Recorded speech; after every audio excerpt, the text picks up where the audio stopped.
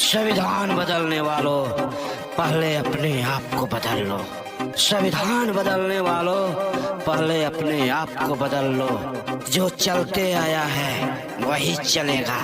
संविधान किसी बाप का पपौती नहीं है। जो बदलेगा वो चलेगा, चलेगा, चलेगा।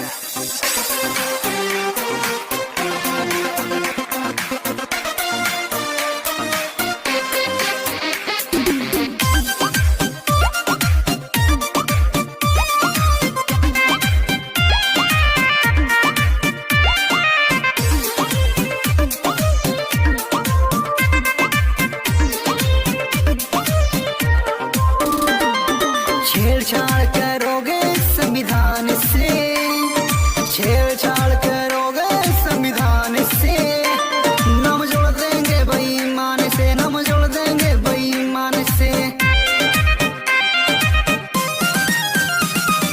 ये भी जलेगा बाबा साहब के नाम से, ये भी जलेगा बाबा साहब के नाम से। नाम जोड़ देंगे बेईमान से, नाम जोड़ देंगे बेईमान से।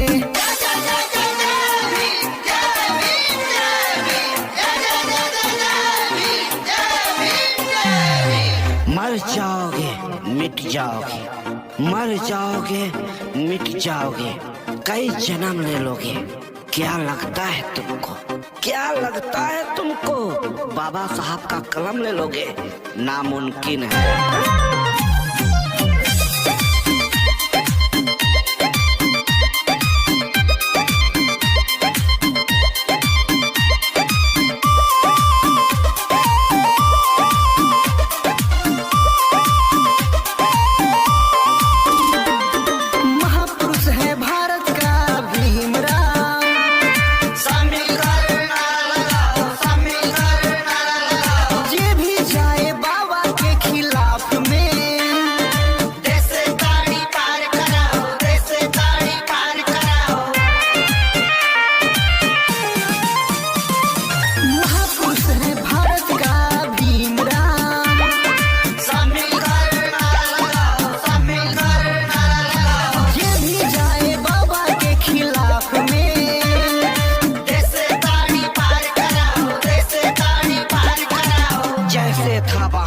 का भीम शस्त्र ताकत से पहलवान, वैसे है भारत का भीम बुद्धि विवेक कलम से बलवान। मिटा ना पाओगे पहचान से, मिटा ना पाओगे पहचान से।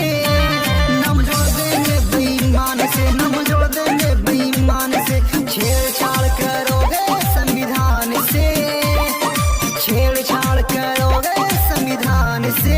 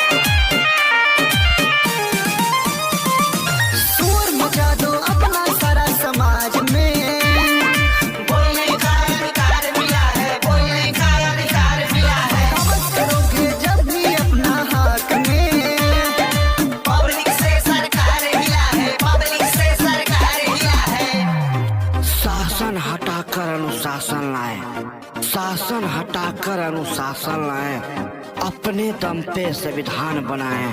आओ चलते हैं मिलाकर कदम से कदम, इससे अच्छा क्या है भाई।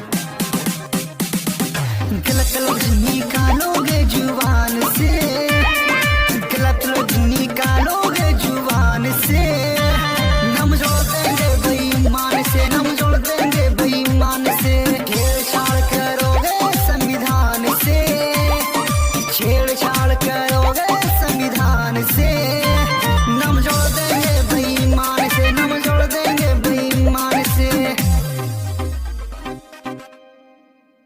जय संविधान, जय भीम, जय बहुजन। मैं आप लोग से कहना चाहता हूं कि जितने भी वीडियो को देख रहे हैं बहुजन लोग, अंबेडकर को मानते हैं, संविधान को मानते हैं, उन लोग से कहना चाहता हूं, मेरा गांव में अंबेडकर जी का मूर्ति नहीं है। मैं चाहता हूं मेरा गांव में भी अंबेडकर का मूर्ति हो, जो कि मैं अंबेडकर जी का मूर्ति खड़ा करना चाहता हूं। इसमें आप लोग आर्थिक सहयोग जरूर करें। जो आपको इच्छा हो 5-10 रुपया, ये मेरा फोन पे नंबर है। और उद्घाटन के समय जो भी सहयोग आर्थिक करेंगे उन लोगों का एक लिस्ट बनाकर वीडियो पे अपलोड कर दूंगा। जय भीम, जय संविधान, जय बहुजन।